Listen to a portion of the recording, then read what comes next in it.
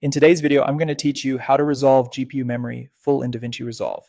If you've ever hit that GPU memory full warning, it usually means your graphics card's VRAM is maxed out by effects, high-resolution media, or cached renders. The good news is a few quick housekeeping moves inside Resolve can free things up and get you back to smooth editing. First, open the DaVinci Resolve app and load the project that's giving you trouble.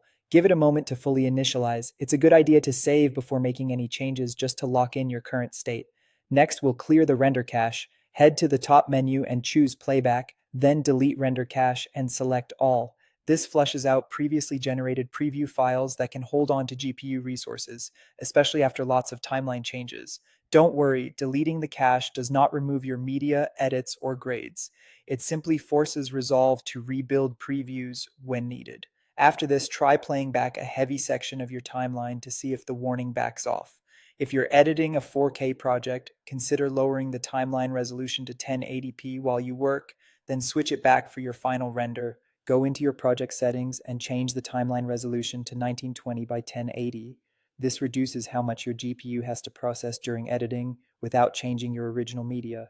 It's a temporary, workflow-friendly adjustment. You'll restore your original resolution before export, so your final output retains full quality. Another big saver is to temporarily turn off temporal noise reduction and motion blur. These are some of the most GPU-intensive features in Resolve.